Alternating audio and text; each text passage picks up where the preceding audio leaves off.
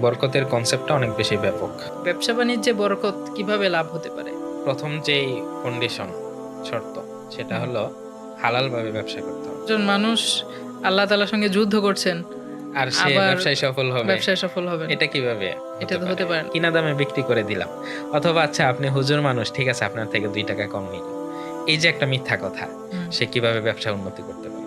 বরকতের জন্য দোয়া চাওয়া, এটাও একটা বিষয়। জি। আমরা যখন ব্যবসা শুরু করি মা বাবার দোয়া নিতে ভুলে যাই। তা আত্মীয়তা সম্পর্ক রক্ষা করার মাধ্যমে মানুষ তার জীবনে 2টা বরকত লাভ করতে পারে। একটা হলো তার জীবনের মধ্যে বরকত হওয়া, দীর্ঘায়ু লাভ হওয়া। অর্থাৎ সে দীর্ঘায়ু লাভ করবে। আর আরেকটা হলো তার ইনকামের মধ্যে বরকত আসবে, ইনকাম বেড়ে যাবে। আসসালামু আলাইকুম রাহমাতুল্লাহি ওয়া বারাকাতুহু। ওয়ালাইকুম সালাম ওয়া রাহমাতুল্লাহ। ফাহাদ ভাই কেমন আছেন? আলহামদুলিল্লাহ ভালো। আপনি কেমন আছেন? আলহামদুলিল্লাহ, আল্লাহ তাআলার শুকরিয়া। আজকে আমরা কিছু বিষয় নিয়ে কথা বলার চেষ্টা করব। এর মধ্যে একটা হচ্ছে বরকত। আমরা দেখি যে 2 জন ব্যবসা শুরু করেছে একই সময়ে, একই রকম পুঁজি নিয়ে। ধরা যাক একই রকমের ব্যবসা। কিন্তু 5 বছর পরে দেখা গেল একজন ব্যবসা সফল, আরেকজন দেখা যাচ্ছে তার দিন দিন ব্যবসায় অবনতি হচ্ছে। যেখান থেকে উনি শুরু করেছেন সেই পুঁজিটাও তার নেই, পুঁজি ভেঙে ভেঙে খাচ্ছেন। এই যে অবস্থাটা, এটা কিন্তু আমরা আমাদের চারপাশে অহরহ দেখি। একই জায়গা থেকে পড়াশোনা শেষ করে 2 জন বের হয়েছেন, কিন্তু 2 জনের জীবনের অবস্থা ভিন্ন ভিন্ন। একজনকে দিয়ে আল্লাহ তাআলা অনেক খেদমত নিচ্ছেন, আরেকজন দেখা যাচ্ছে ওইরকম আল্লাহ তাআলা তাকে কবুল করেননি। তো এই জায়গাটায় এসে উলামায়ে কেরাম বলেন যে তার একজনের জীবনে বরকত এসেছে আর এইজনের জীবনে বরকত আসেনি। এখন বরকত জিনিসটা কি, আমি আপনার কাছে এটা বুঝতে চাচ্ছি। বরকত মানে হলো আবিধানিক অর্থে আন্নুমা বা জিয়াদা, অর্থাৎ বৃদ্ধি হওয়া। আচ্ছা। তো পারিভাষিক অর্থ যদি আমরা বলি, যেটা দুনিয়া বিখ্যাত আলেম দ্বীন হযরত মাওলানা তাকি উসমানী দামাত বারকাতুহুম বলেছেন, যেই জিনিসটাকে যেটার জন্য তৈরি করা হয়েছে অথবা বানানো হয়েছে, ওই জিনিস থেকে ঠিক সেরকম ফায়দা অথবা উপকারিতা গ্রহণ করাটাকেই বলা হয় বরকত।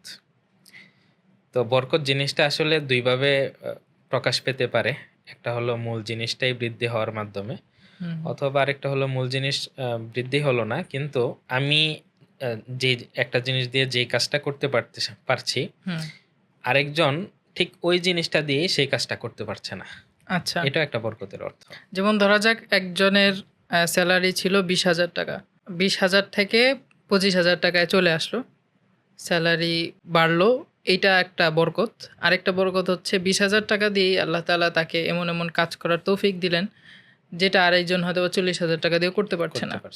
অথবা আল্লাহ তাআলা তার মুসিবত কমিয়ে দিলেন, যার কারণে তার খরচটা কম হলো। জি, এটাও একটা বরকত। এটা একটা বরকত। তাহলে আমরা 2 ধরনের বরকতের প্রকাশ পেলাম। জি।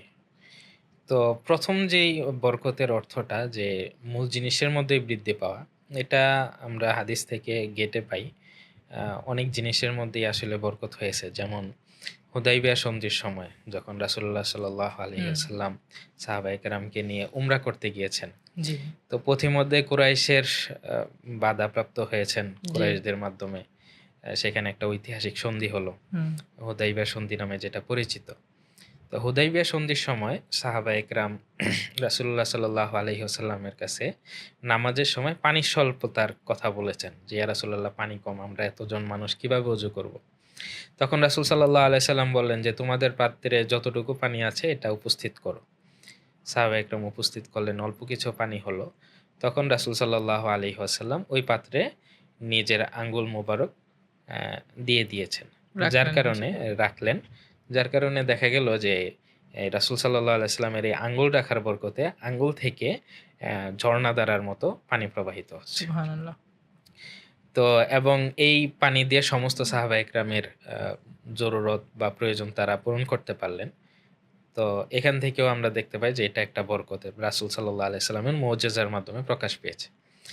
আরেকটা হলো গজওয়ে আহজাব, যেটা আমরা খন্দক যুদ্ধ নামে পরিচিত। খন্দক যুদ্ধে রাসূলুল্লাহ সাল্লাল্লাহু আলাইহি ওয়াসাল্লাম এবং সাহাবায়ে কেরাম তথা মুসলমানদের জন্য খুব সংকটময় একটা মুহূর্ত কাটছিল। একে তো শীতকাল, দ্বিতীয়ত সম্মিলিত আরব বাহিনী তাদেরকে ধ্বংস করে দেওয়ার জন্য সবাই একতাবদ্ধ হয়েছে যে এবার তাদেরকে আর ছাড় দেয়া হবে না। আবার ভিতর দিক থেকে ইহুদিদের ষড়যন্ত্র ছিল এবং চতুর্দিক বন্ধ করে ফেলার কারণে খাদ্য সংকট দেখা দিচ্ছে মদিনায়। তো এরকম একটা শোচনীয় পরিস্থিতিতে রাসূলুল্লাহ সাল্লাল্লাহু আলাইহি ওয়াসাল্লাম এবং সাহাবা একরাম সবাই ক্ষুধার তাড়নায় পেটে পাথর বাঁধলেন। এটা তো আমরা সবাই জানি। জি। এরকম শোচনীয় অবস্থা দেখে রাসূলুল্লাহ সাল্লাল্লাহু আলাইহি সাল্লামের একজন বিখ্যাত সাহাবী হযরত জাবের রাদিয়াল্লাহু তাআলা আনহু তিনি বাড়িতে গেলেন। বাড়িতে যাওয়ার পরে তার আম স্ত্রীকে বললেন যে, "ঘরে খাবারের মতো কিছু আছে কিনা?" তখন আ উনার স্ত্রী উত্তর দিলেন যে, "ছোট একটা ছাগলের বাচ্চা আছে আর কিছু আ আটা আছে খাওয়ার মতো। অল্প কয়েকজন হবে ১০ জন ১২ জনের মতো।" তো বললেন যে, "এগুলো তুমি রান্না করো। আমি রাসূল সাল্লাল্লাহু আলাইহি সাল্লামকে চুপি, চুপি দাওয়াত দিব।" তো রাসূল সাল্লাল্লাহু আলাইহি সাল্লামের কাছে গেলেন। জাবের রাদিয়াল্লাহু তাআলা আনহু গিয়ে বললেন চুপি, চুপি, "ইয়া রাসূলাল্লাহ, যে আমি আপনার ক্ষুধা সহ্য করতে পারছি না। আপনি যদি চান ১০-১২ জন সাহাবীদেরকে নিয়ে আমার ঘরে মেহমান হতে পারেন।"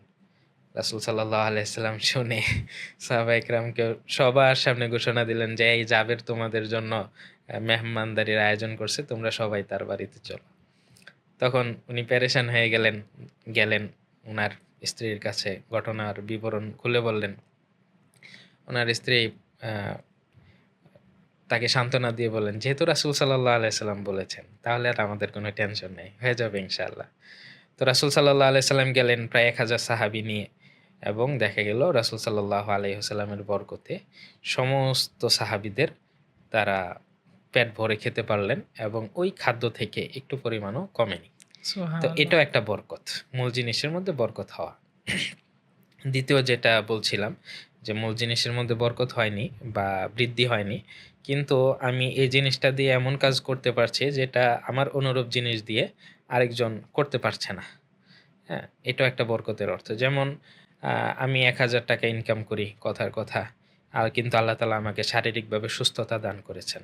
হুম। আমার পরিবারকে সুস্থ রেখেছেন। আমার সন্তান-সন্ততিদেরকে ভালো রেখেছেন।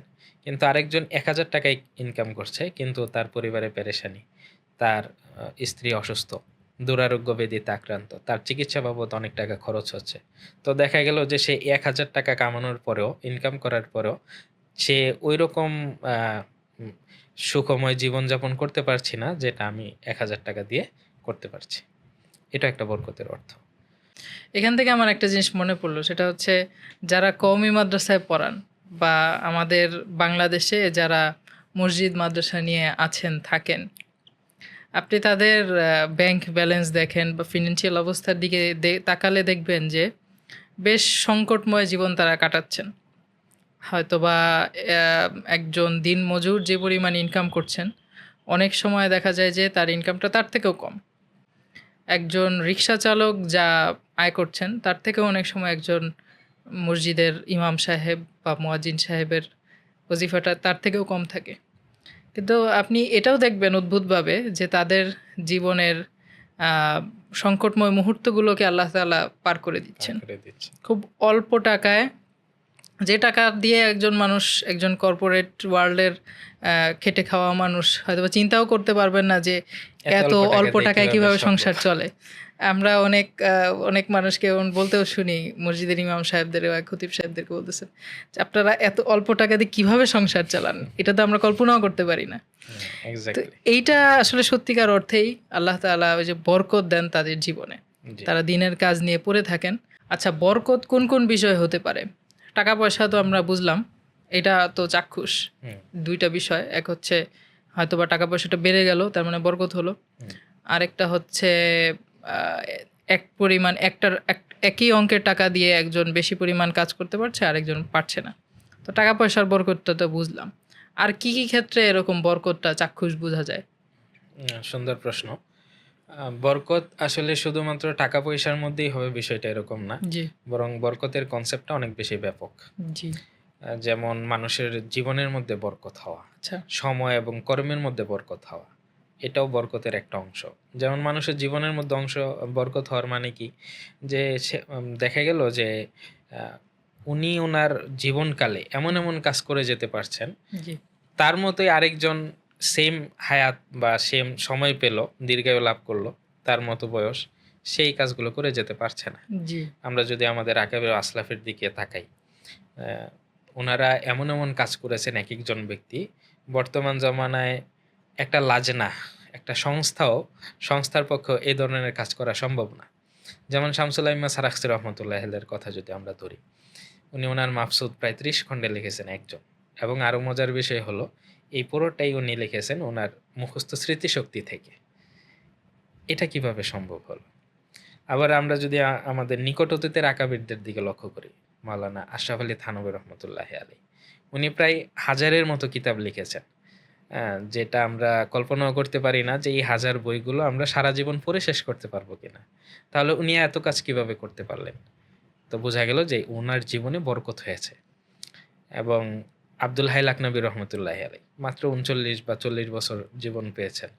তো এই ধরনের অসংখ্য উদাহরণ আছে আমাদের আকাবির ও আসলাফের মধ্যে, যে তারা খুব অল্প সময় হায়াত পেয়েছেন, কিন্তু কাজ করে গেছেন এমন এমন কাজ যেটা বর্তমানে এক একটা লাজনা বা সংস্থার পক্ষে এই ধরনের কাজ আঞ্জাম দেওয়া সম্ভব হচ্ছে ইমাম না। জাহাবি আলাইহির রহমা যে কি পরিমাণ জি, লেখাজোখা করেছেন, জি। আমাদের পড়তেই তো মনে হয় এক জীবন পার হ্যাঁ, হচ্ছে। এক জীবন পার হয়ে যাবে, শেষ করতে পারবে। তো এখান থেকেও বোঝা যায় যে জীবনের মধ্যে মানুষের কর্মের মধ্যেও বরকত হয়ে থাকে। আরেকটা বরকত হতে পারে এরকম যে আসমান এবং জমিনে আল্লাহ তাআলা যেই ফাওয়ায়েদ বা উপকারিতা মানুষের জন্য রেখেছেন, এগুলো আল্লাহ তাআলা যথাযথভাবে দান করা। যেমন আসমানের উপকারিতা কি? যেমন যথাযথভাবে বৃষ্টি হওয়া, ঠিক টাইমে হুম, বৃষ্টি হওয়া, হুম, অনাবৃষ্টি না থাকা, হুম, এটাও বরকত। জমিনের বরকত কি? জমিনের বরকত বা মাটির বরকত হলো ফসল উদ্গত হওয়া। হুম, যেই চাষাবাদটা করেছে এখান থেকে তার যথাযথ লক্ষ্যটা উপার্জন হওয়া, এটার মানেই হলো বরকত। সূরা আরাফের আয়াত, যে কোনো জনপদ যদি ঈমান আনে এবং আল্লাহকে ভয় করে, হুম। তাহলে আল্লাহ তাআলা আসমান এবং জমিনের যত বরকত আছে সবগুলো খুলে দেবেন। তো বরকত শুধুমাত্র মানুষের সম্পদের মধ্যেই সীমাবদ্ধ না, এবং এটা অনেক বড় ব্যাপক এবং বিস্তৃত বিষয়। সব জি। জিনিসকে এটা অন্তর্ভুক্ত করে বরকত। এখন সবচেয়ে গুরুত্বপূর্ণ প্রশ্ন সেটা হচ্ছে, মানুষের জীবনে বরকত কিভাবে আসবে? আমরা তো এই বরকতের জন্যই মূলত হন্যে হয়ে ঘুরছি। জি। আমাদের জীবনে যদি বরকত চলে আসে, তাহলেই ইনশাআল্লাহ আমরা সফলকাম হতে পারবো খুব সহজেই। তো বরকত লাভের উপায় কি? এটাও আরেকটা খুব গুরুত্বপূর্ণ প্রশ্ন, যে বরকত লাভের উপায় কি? আসলে বরকত লাভের উপায় আল্লাহ তাআলা বিভিন্ন আয়াতের মধ্যে বলেছেন, এবং রাসূলুল্লাহ সাল্লাল্লাহু আলাইহি ওয়াসাল্লাম বিশেষ কাজের জন্য বিশেষ আমল দিয়েছেন বরকত হাসিল হওয়ার জন্য। আচ্ছা। যেমন বরকত হাসিল হওয়ার জন্য বা লাভের জন্য প্রাইমারি যেই শর্ত, হুম, কন্ডিশন, সেটা হলো আল্লাহ তাআলার প্রতি ঈমান থাকতে হবে জি, এবং তাকওয়া অবলম্বন করতে হবে। আচ্ছা, এটা হলো প্রাইমারি। জি, এবং বিশেষ কিছু কাজ আছে যেই কাজগুলোর বরকত হাসিল করতে হলে হুম, বিশেষ কিছু আমলের দরকার। যেমন আচ্ছা, জীবনের মধ্যে বরকত যদি আমরা হুম, ধরি, হুম, কিছুক্ষণ আগে আলোচনা করলাম। জি, তো এই জীবনের মধ্যে বরকত কিভাবে হাসিল হবে? তো হুম, প্রথমত তো ঈমান লাগবে এবং তাকওয়া লাগবে। জি, এছাড়া আরেকটা বিশেষ আমল করতে হবে, তাহলেই জীবনের মধ্যে বরকত হবে। হযরত আনাস রাদিয়াল্লাহু তাআলা আনহু থেকে একটা হাদিস বর্ণিত আছে। হুম, রাসূলুল্লাহ সাল্লাল্লাহু আলাইহি ওয়াসাল্লাম বলেছেন, মান আরাদা আইয়ুবসাতা লাহু ফি রিজকিহি ওয়া ইউনসা লাহু ফি উমরিহি ফালইয়াসিলির রাহিমা। হুম, যে ব্যক্তি চায় তার জীবনের মধ্যে বরকত হোক, তার জীবন দীর্ঘায়ু হোক, হুম, আমরা সবাই চাই, হুম, এবং আমাদের ইনকাম, আমাদের স্যালারির মধ্যে বরকত হোক, হুম, আমাদের টাকা পয়সার মধ্যে বরকত হোক, হুম, রাসূলুল্লাহ সাল্লাল্লাহু আলাইহি সাল্লাম একটা আমল বলেছেন, ফালইয়াসিলির রাহিমা, সে যেন আত্মীয়তার সম্পর্ক রক্ষা করে। সুবহানাল্লাহ। তা আত্মীয়তার সম্পর্ক রক্ষা করার মাধ্যমে মানুষ তার জীবনে ২ টা বরকত লাভ করতে পারে। একটা হলো তার জীবনের মধ্যে বরকত হওয়া, দীর্ঘায়ু লাভ হওয়া। অর্থাৎ সে দীর্ঘায়ু লাভ করবে। আর আরেকটা হলো তার ইনকামের মধ্যে বরকত আসবে, ইনকাম বেড়ে যাবে। এই জিনিসটা তো চাক্ষুষ বোঝা যায়। সাধারণত যে আ আপনার আত্মীয়তার সম্পর্ক রক্ষা করে, সাধারণত তার মধ্যে দেখা যায় যে লিডারশিপের একটা গুণাবলী তার মধ্যে এক্সাক্টলি। চলে আসছে। সবাই তার প্রতি, তার কাছে শরণাপন্ন হয়। শরণাপন্ন হচ্ছে এবং দেখা যাচ্ছে যে তার পাওয়ার আসছে, তার সম্মান বাড়ছে। তো একটা কাজ যে ব্যক্তি করতে পারছে না, যেহেতু তার সম্মান আছে, শক্তি আছে, সে সহজেই করতে পারছে। এভাবে এই নেটওয়ার্কিং ক্ষমতাটাকে কাজে লাগিয়ে, লিডারশিপের ক্ষমতাটাকে কাজে লাগিয়ে, সে অল্প ইয়েতেই, এফোর্টেই বেশ ভালো ভালো, প্রফিট আনতে হ্যাঁ, পারবে ব্যবসা-বাণিজ্যে সবকিছুতেই। জি, তো আত্মীয়স্বজনের সঙ্গে সম্পর্ক রাখার যে ভালো ব্যাপারটা, এটা যে মানুষের জীবনে কত বেশি গুরুত্বপূর্ণ, জি, বাস্তব দেখলেই আমরা বুঝতে পারি। জি। এবং যদি এর বিপরীতটা হয়, যে অর্থাৎ আমরা আত্মীয়-স্বজনের সাথে ভালো রাখতে পারলাম না, সম্পর্ক রাখতে পারলাম না, তাহলে আমাদের বড় ২ টা ক্ষতি হবে। একটা তো হলো যে আমাদের জীবনের মধ্যে বরকত হবে না, আমরা দীর্ঘায়ু লাভ করতে পারবো না। এছাড়া আরেকটা যে আখিরাতের ক্ষতি, সেটা হলো রাসূলুল্লাহ সাল্লাল্লাহু আলাইহি সাল্লাম হাদিসের মধ্যে বলেছেন, লা ইয়াদখুলুল জান্নাতা কাতিউন। যে ব্যক্তি আত্মীয়তার সম্পর্ক ছিন্নকারী, সে জান্নাতে প্রবেশ করবে না। তাহলে দেখা গেল যে আমার দুনিয়াতেও আমি ক্ষতিগ্রস্ত হচ্ছি, আবার আখিরাতেও আমি ক্ষতিগ্রস্ত হচ্ছি। দুনিয়াতেও জিনিসটা বোঝা যায়। ধরেন যে আত্মীয়তা সম্পর্ক রাখছে না, সে কি কারণে রাখছে না? সাধারণত ২ কারণে রাখছে না। এক হচ্ছে সে আসলে সম্পর্ক এড়িয়ে যেতে চায়, দায়িত্ব এড়িয়ে যেতে চায়। জি, আর একজন দায়িত্ব যে এড়িয়ে যায় এমন একজন মানুষ, সে সব দিক থেকেই ব্যর্থ মানুষ হিসেবে পরিগণিত হতে জি, হবে তাকে। এটা জি, একটা জাস্ট সময়ের বিষয়। একটা সময়ে যেয়ে সে ব্যর্থ হবেই। আরেকটা বিষয় যেটা বোঝা যায় যে সে আসলে নেটওয়ার্কিংটা ভালো পারে না। জি, আত্মীয়তার সম্পর্ক রক্ষা করা যেহেতু একটা নেটওয়ার্কিং এর অংশ, জি, সে নেটওয়ার্কিংটা ভালো বুঝে না বা ভালো পারে না। হ্যাঁ, ফলে দেখা যাবে দুনিয়ায় সে জায়গায়, জায়গায় ধরা খাবে। হ্যাঁ, তো এটা তো চাক্ষুষ আমরা বুঝতেই পারি দুনিয়াতে। জি, বাকি এটাই পুরা বরকতের বিষয়টা বোঝার জন্য এতটুকুই বোঝা যথেষ্ট না। বরকতের আরো খুব গভীর গূঢ় তত্ত্ব আছে। জি, তো এখন ভাই আমরা তো দেখতে পাই ২ জন একসাথে ব্যবসা শুরু করছে। একজনের ব্যবসায় আলহামদুলিল্লাহ আল্লাহ তাআলা খুব বরকত দিচ্ছেন, খুব তার প্রফিট হচ্ছে এবং নির্ঝঞ্ঝাট জীবনযাপন করছেন। আরেকজনের জীবনে বরকত নেই। হুম। তো ব্যবসা বাণিজ্যে বরকত কিভাবে লাভ হতে পারে? এটা খুব সুন্দর প্রশ্ন। ব্যবসা-বাণিজ্যে কিভাবে বরকত হবে? তো ব্যবসা-বাণিজ্যে বরকত হওয়ার জন্য ১ম যেই কন্ডিশন, শর্ত, সেটা হুম, হলো হালালভাবে ব্যবসা করতে হবে। আচ্ছা। হালালভাবে ব্যবসা করলে ২ টা লাভ দুনিয়াতে। একটা হলো তার ইবাদত বন্দেগী কবুল করবেন আল্লাহ তাআলা। জি। আর দ্বিতীয়ত হলো তার ব্যবসার মধ্যে বরকত হবে। এটা হলো ১ম শর্ত। এমনি ব্যবসায় এই বরকত বিষয়টা হওয়ার থেকে জন্য। আমি আরেকটা বিষয় মনে পড়ল, সেটা হচ্ছে অনেকে ইনভেস্টমেন্ট করেনি রিবা নিয়ে, জি, সুদ নিয়ে। জি, ব্যাংক থেকে লোন নিচ্ছেন, নিয়ে ইনভেস্ট করছেন। তো আল্লাহ তাআলা তো কোরআনুল কারিমে বলেই দিচ্ছেন, জি, ইয়ামহাকুল্লাহুর রিবা ওয়া ইরবিস সাদাকাত। জি, আল্লাহ তাআলা রিবাকে মিটিয়ে দিবেন। জি, তো একজন মানুষ তার ইনভেস্টমেন্টটা নিয়েছে লোন থেকে। কোন লোন? সুদি লোন, সুদ। ব্যাংকের লোন। তাহলে ইনি আ তার জীবনে, তার ব্যবসায় বরকতের আশা কিভাবে করতে কিভাবে পারেন? করেন? হ্যাঁ, অনেকে আমি দেখি যে সুদি ইনভেস্টমেন্ট নিয়ে ব্যবসা শুরু করেন, ২ দিন পরে হায়, হায় করতে হয়। হুম। এবং শুধু এটাই না, যে রিবায় জড়িত হওয়া যে কত বড় গুনাহ। আ আল্লাহ তাআলা কোরআনুল কারিমে বলছেন, যদি তোমরা রিবাতে যুক্ত থাকো তাইলে ফাআযানু বিহারবিম মিনাল্লাহি ওয়া রাসূলিহি। আল্লাহ এবং তার রাসূলের পক্ষ থেকে যুদ্ধের ঘোষণা। জি, এরকম আ যুদ্ধের ঘোষণা অন্য কোনো গুনার ব্যাপারে এসেছে কিনা আমার জানা নাই। শিরকের ক্ষেত্রেও আল্লাহ তাআলা এত কঠোরভাবে বলেন নাই। কিন্তু রিবার ক্ষেত্রে আল্লাহ তাআলা যতটা কঠোরতার সাথে বান্দাকে নিষেধ করেছেন। যে রিবা থেকে বেঁচে থাকতে হবে, সুদ থেকে বেঁচে থাকতে হবে। তো একজন মানুষ আল্লাহ তাআলার সঙ্গে যুদ্ধ করছেন, আর সে আবার ব্যবসায় সফল হবে, ব্যবসায় সফল হবেন। এটা কিভাবে এটা হতে তো পারে? হতে পারে না। ব্যবসায় অসম্ভব। বরকত পাবেন না তিনি। জি। জি, বলছিলেন ১ম বিষয়। দ্বিতীয় কি বিষয়? দ্বিতীয় বিষয় হলো ব্যবসায় বরকত হওয়ার জন্য যে সততার সাথে ব্যবসা করতে হবে এবং পণ্যের যে দোষ আছে এটা গোপন করা যাবে না। বরং এটা প্রকাশ করেই ব্যবসা করতে হবে। জি, তাহলেই ব্যবসায় বরকত আসবে। জি, কি পণ্যের দোষ কি? রাসূলুল্লাহ সাল্লাল্লাহু আলাইহি সাল্লাম বাজারের পাশ দিয়ে যাচ্ছেন। জি, তো দেখা গেল যে একজন উম ভালো কিছু গম উপরে রেখেছে আর জি, ভিতরে কিছু ভিজা এবং পচা গম রেখেছে। রাসূল জি, সাল্লাল্লাহু আলাইহি সাল্লাম হাত দিয়ে দেখলেন যে ভিতরে ভিজা। রাসূল সাল্লাল্লাহু আলাইহি সাল্লাম সাথে, সাথে বলে দিলেন, "মান গাসসা ফালাইসা মিন্না।" ফেলেছিলেন। যে ধোঁকা দেয় সে আমাদের দলভুক্ত না। তার মানে ব্যবসায় ধোঁকার আশ্রয় নেওয়া যাবে না। হ্যাঁ, অনেক সময় মানুষ ব্যবসা করতে গিয়ে অনেক মিথ্যা কথার আশ্রয় নেয়। যেমন স্বাভাবিক একটা কথা, আপনি দেখেই আমি এটা কিনা দামে বিক্রি করে দিলাম। অথবা আচ্ছা আপনি হুজুর মানুষ, ঠিক আছে আপনার থেকে ৳২ কম নিলাম। এই যে একটা মিথ্যা কথা, সে কি আসলেই আমার থেকে কম নিচ্ছে অথবা লাভ করছে না? অবশ্যই সে লাভ করছে। কিন্তু এই যে বলছে আপনাকে আমি কিনা দামে দিয়ে দিলাম অথবা আপনি হুজুর মানুষ দেখে আপনার থেকে আমি লাভ করলাম না। সে তো মিথ্যার আশ্রয় নিল। তাহলে কিভাবে তার ব্যবসার মধ্যে বরকত হবে? হুম। সে কিভাবে ব্যবসায় উন্নতি করতে পারবে? তো ব্যবসায় উন্নতি করার জন্য ২য় যে প্রিন্সিপাল শর্ত সেটা হলো সে সত্য বলতে হবে। আর ৩য় যেটা, পণ্যের দোষ কখনো গোপন করা যাবে না। জি, ব্যবসা-বাণিজ্যে বরকতের আরেকটা বিষয় আমার কাছে মনে হয় যে আল্লাহ রাসূল সাল্লাল্লাহু আলাইহি সাল্লাম আ মুসলিমদের, তার উম্মতের আহ, বরকতের সময় নির্ধারণ করেছেন বা বরকতের জন্য দোয়া করেছেন ফজরের পরে যে জি, সকালের জি, সময়টা আছে সেই সময়টার জন্য বিশেষভাবে তিনি বরকতের দোয়া করেছেন। এজন্য যেমন তিনি হাদিসে এসেছে রাসূলুল্লাহ সাল্লাল্লাহু আলাইহি ওয়াসাল্লাম দোয়া করেছেন, আল্লাহুম্মা বারিক লি উম্মতি ফি ফি বুকুরিহা, বুকুরিহা। তুমি আমার উম্মতের সকালের মধ্যে বরকত দাও।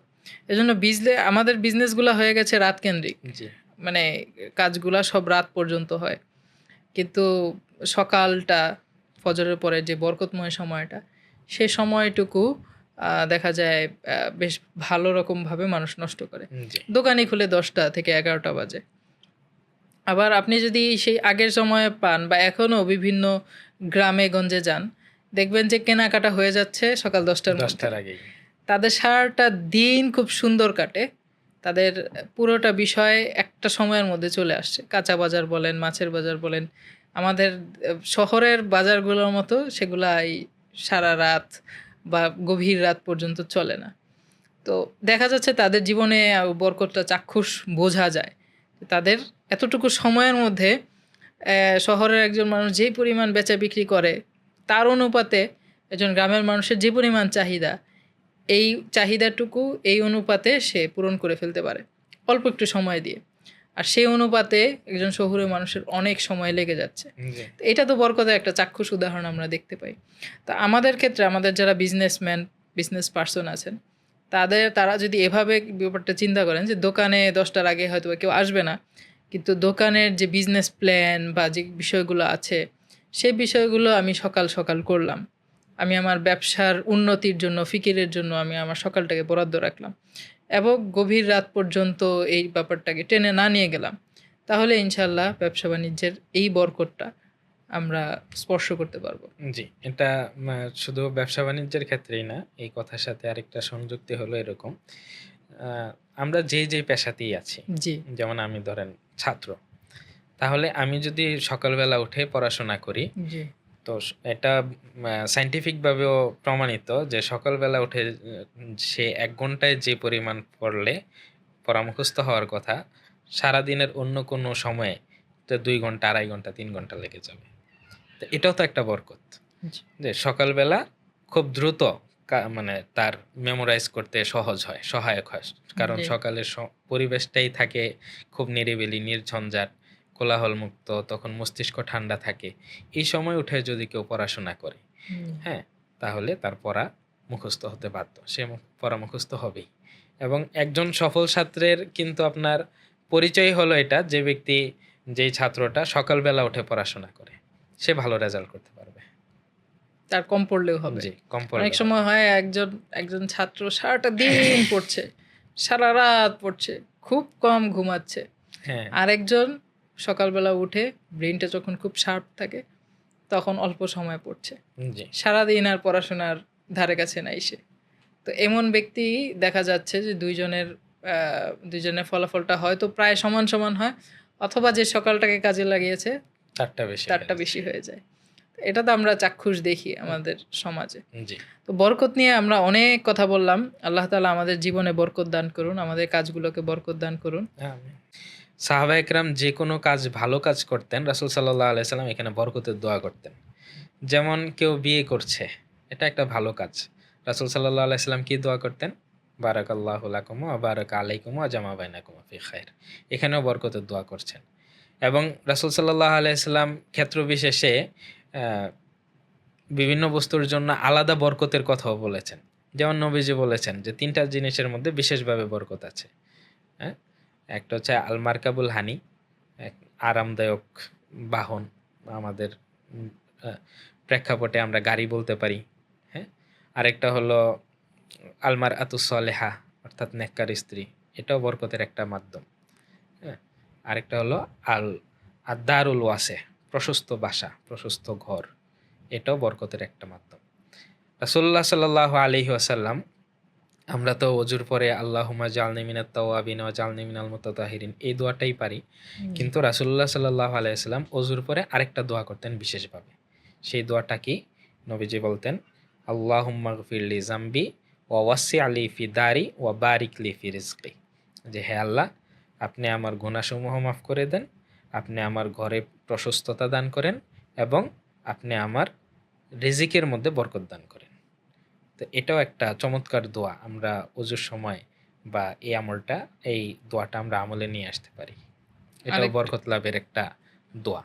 আরেকটা বিষয় মনে পড়ছে, সেটা হচ্ছে বরকত লাভের জন্য, বরকতের জন্য দোয়া চাওয়া, এটাও একটা বিষয়। জি, আপনি একজন নেককার মানুষ, আমি আপনার কাছে দোয়া চাইলাম যে আপনি আমার ব্যবসার জন্য, বরকতের জন্য দোয়া দোয়া করেন। করেন।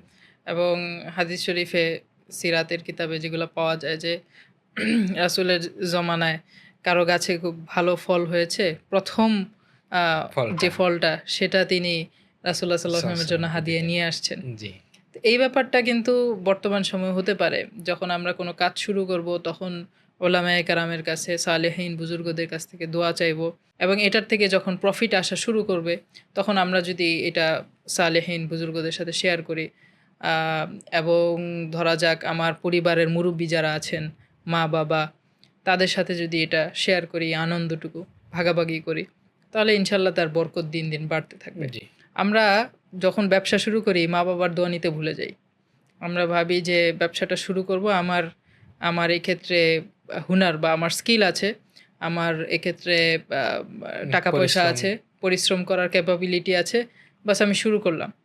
কিন্তু এই পুরা জিনিসটা ফাংশন করবে কিন্তু বরকত বরকত। কনসেপ্টে। জি, যদি আপনার বরকত না থাকে, তাহলে পুরো জিনিসটাই আপনার এলোমেলো হয়ে যাবে। এলোমেলো হয়ে যাবে।